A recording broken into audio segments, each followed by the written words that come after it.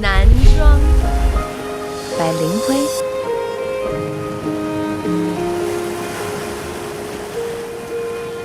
Nanjong once South Village, land of multiple people, famous Loha leisure time. Cheer up traveler's heart. A poem by Ling Hui.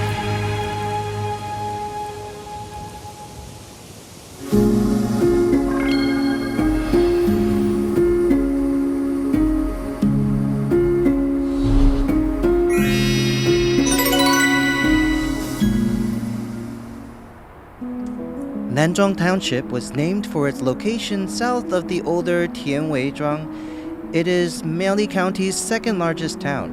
It has a landscape of mountains and hills, as well as a diverse population. Once the Sanxin area's most prosperous town, in 2016 it was named an international slow city along with Sangyi Township. Now it's unhurriedly showing international travelers the beauty and romance of a Taiwanese mountain town.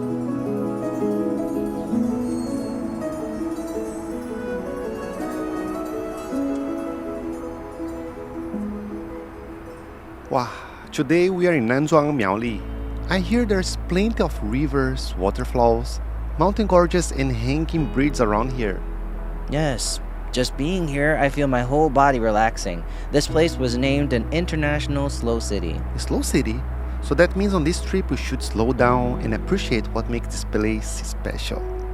Right, it'll be relaxing. So join us and experience the easy pace of life in Nanzhuang.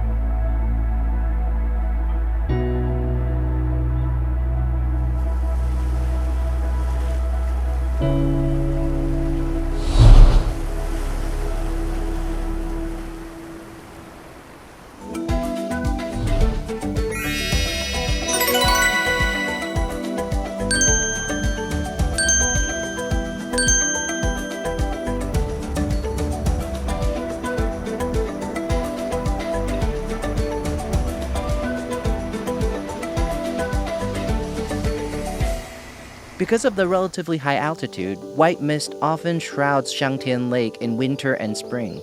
Surrounded by mountains, it's so beautiful, it's hard to tear yourself away. As they say, it's not the height of a mountain that matters, but the soul. Stop here, raise your arms, and turn your face into the wind. Each deep breath makes you feel light and easy from head to toe, like you could float. You can see the sky's reflection. Yeah, it's beautiful. It's so peaceful. Shangtian Lake is actually this place's name. All of this around us is Shangtian Lake. Oh, I see. okay. Yes, it's a Sasyat community. And also this lake is actually artificial. Oh, so is the water level always the same? A moment ago I took a photo of the duck paddling along. Yeah, the duck and geese all belong to one of our residents. Oh, I see. Oh, they're so cute. They say that hundreds of years ago, people saw the lake gazing up at the sky and named it Shangtian, meaning toward heaven. Not just do Saishat people live here, this place is where the Pastai, an important traditional ritual, is held.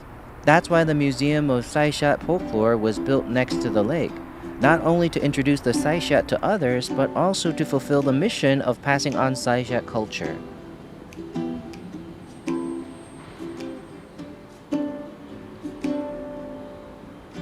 Look, it's an interactive digital tour, and it teaches the Saishat language. Let's give it a try. How are you? Listen. So kata ai. Stop. I can tell you're saying wrong. Let's hear it from a pro, okay? Welcome, Miss Fang. Okay, let's find a pro. Are you pronouncing right? So kata ai. Almost. But not quite. Can you show us how it should be? So kadahai. Everybody got it? That's how are you in Saishat. Oh, it's hard. But it's important too, because visitors can come in here and interact with it. No matter what language you're learning, you start with hello and goodbye, because they're important. So words aside, they're the most important. Now, to be honest, you have a ton of stuff in this place. It's beautiful, but the first thing I saw was your clothing, right? This is what we Sasyat wear. So how do we identify Saishat clothing? You'll notice that the Sasyat clothes are red, white, and black. Oh, red, white, and black. White means we should live a clean life. black reminds us not to do bad things, and as for red, it stands for passion. They weren't picked by random. They all have meaning.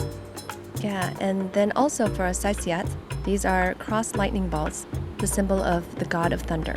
The god of thunder. Yes, thunder. So this is lightning. Oh, and then also over there, my eyes went to this thing right away. Did you see it? It's really big. It's huge. Like, to be honest, I can't really tell what this thing is. This is a hip bell. Oh, hip? Like these hips? Yes, this one is a big one. It's just for you to look at and for you to hear how it resonates.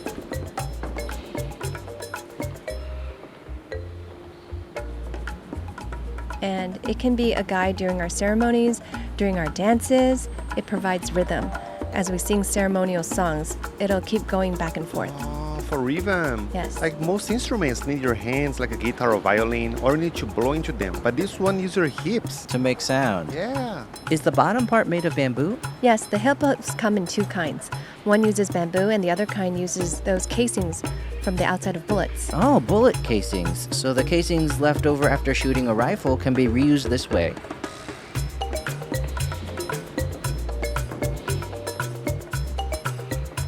Here it says this is a kirakil, a dancing cap. Why is it called like that?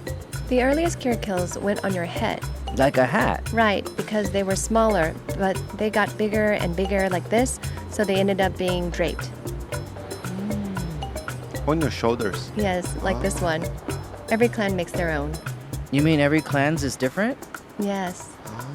So from what you're telling us, like this is a very interesting culture. It's like how my ancestors were Portuguese. As it happens, like in Portugal, every surname has its own flag.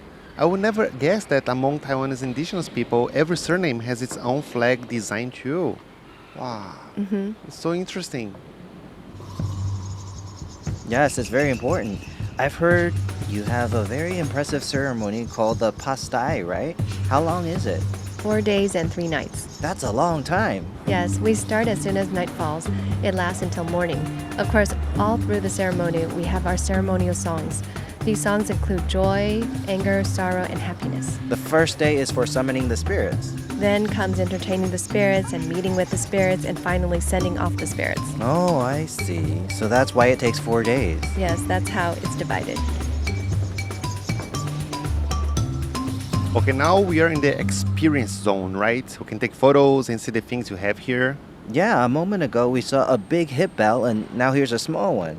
This is for you to experience a hip bell. This is bamboo, like I mentioned earlier, arrow bamboo. Hey, what about this up here? Those are maize beads. Oh, so pretty. And this hip bell is worn like this. We rock back and forth like this, and it's all about your hips. It all depends on your butt like this. So it touches my... The sound is produced from right here. Of course, it goes with our ceremonial song. Yeah. I thought it would be from left to right. Nope. Forward and back. Okay, let me see. You just one step forward and one step back like this. Okay, I'll try. It's the correct way first. Okay, forward and back. Forward, back. Forward, back. Yeah, that's right. Forward and back. Hands go like here. It's okay. Cross your arms and then we dance like this. Yes, just like that. If you're wearing a hip bell, you'll need to put more effort into it. Oh, you need to put your back into it. It needs to be more obvious. Right, or else it won't be loud enough and you'll have to do it in time with the song. Now that we've experienced Saishat culture, we're about to visit another indigenous community. From what I hear, they have truly incredible handicrafts as well as a passion for their culture.